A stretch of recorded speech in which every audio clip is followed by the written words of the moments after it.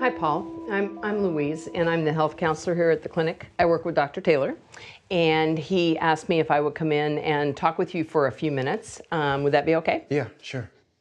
Okay. So first of all, I get called in usually when in response to some of the responses on the questionnaire that you did before you came in for your visit. Right. And we have a whole series of those. And I want to thank you for taking the time to complete those. We do that with all of our patients to try and really help us provide the best care we can. And I appreciate that you took the time to do it. Great.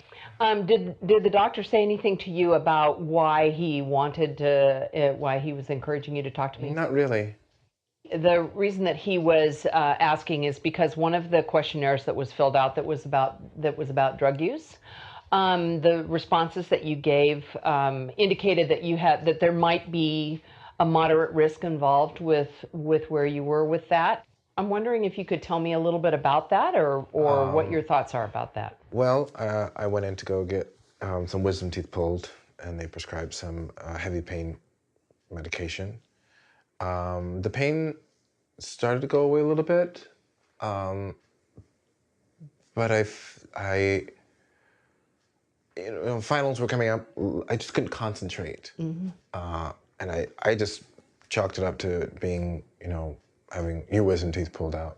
Yeah, it's a lot of pain when Right. that happens, and So even when I had sort of minor pains, I was still taking it.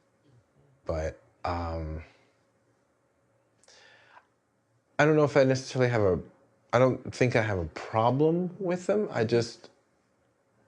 Maybe I want to know if I can continue taking it and be fine.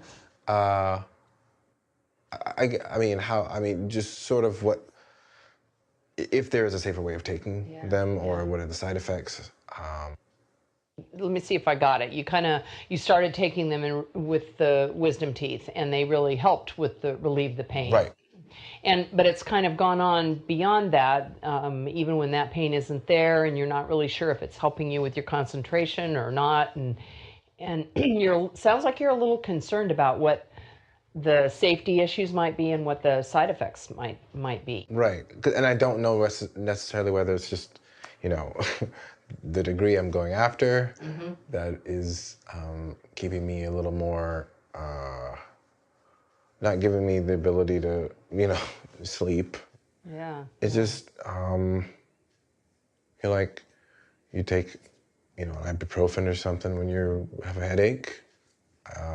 That wasn't really working, so I just took what the doctor had given to me, figuring, safe, and it was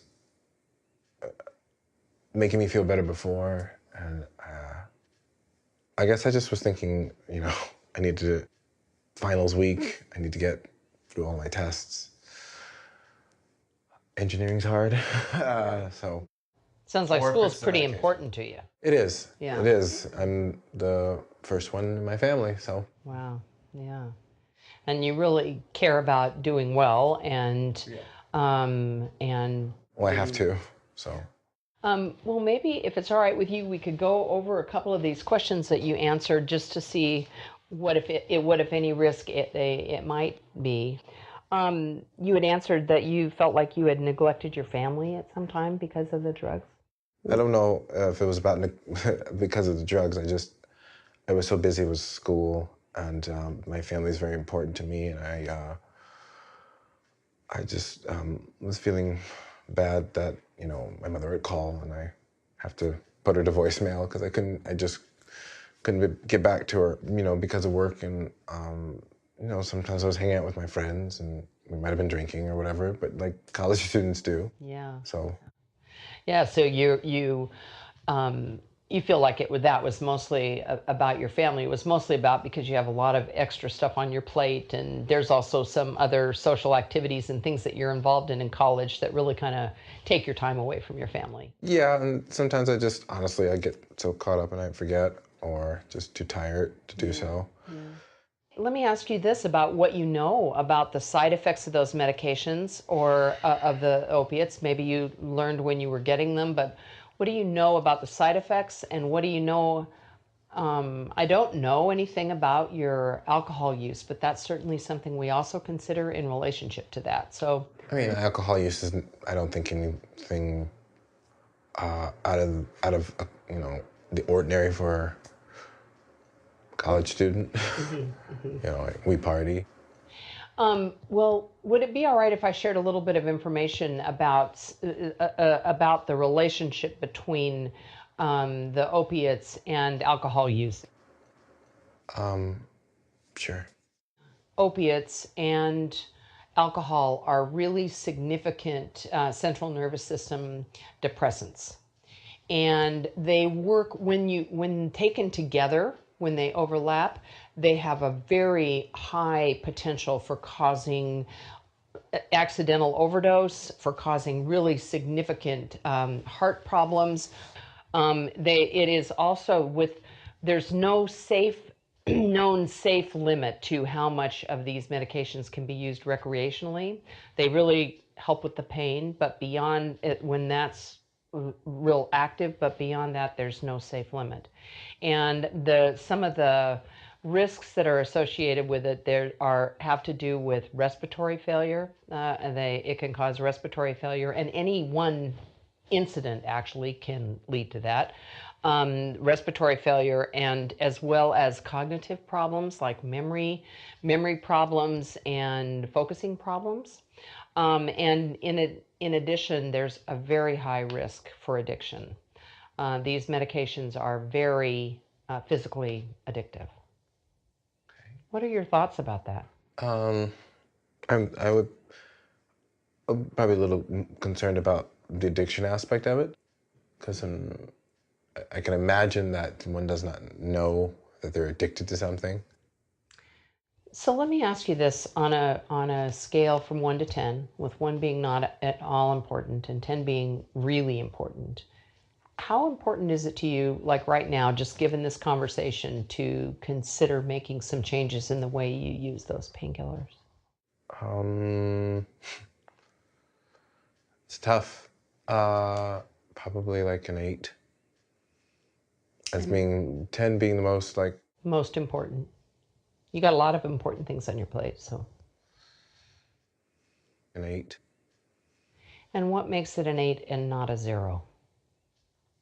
What makes it important to you? The recognizing that there's possible long-term effects, and I don't like to be addicted to anything, and I don't feel as if I am. So, but Yeah, so right now it feels like it's pretty like there's not an addiction factor, and your results would support I'm that guessing too, most people don't know don't know. if they're actually addicted. Yeah. So, Right. And you don't want to be in that position. no. What else makes it important to you? Um, just being able to get through this degree. Yeah, yeah. Yeah. Yeah, you really you you want to carry that family torch.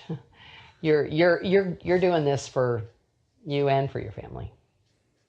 Yeah. Yeah, and you don't want anything to stand in the way. So, Paul, I'm wondering about, after our conversation today, if there's, before you go, if there's anything in this whole thing that you're thinking you might be ready to make a change about. I think you said something that I probably should address, which is mixing alcohol and Yeah. these Opiate. opiates. That's what I've been taking. And I need to really probably examine that and not be mixing the two of those, because I think as we've been talking, I've been thinking through about what's been going on in my life and what the major things that I'm noticing that are like been shifting and hindering the work that I'm trying to do. And it's been feeling extremely lethargic and tired. I think that's been because even no matter just mixing the two, period. So I guess what would be the next step? Well, the next step is really going to depend on what you would like to do. So there are a lot of options that we have available. You mentioned some of the things that you were talking about earlier in terms of the focusing and the stress. Those are certainly things that we can talk about here together. We can make an appointment to. There are lots of strategies that we might be able to work on together to help you with that. There's also the option of talking to the doctor, to Dr. Taylor again. I'm sure he would be more than happy to help you with anything that might be more medically related to next steps or looking at that. There's also, of course, if you thought you were interested, there are referrals that we can have for people that might help you with more than that if you felt you needed it. So it's really going to be up to you. And I can just call in to make an appointment. I don't have to necessarily do it right now. That's right. The choice is really yours. Okay. I think I want to. I think I want to think about it. Anything I can do to help you in your thought process. If you need information or anything like that, I'd be happy to give it to you. Okay. Thank you.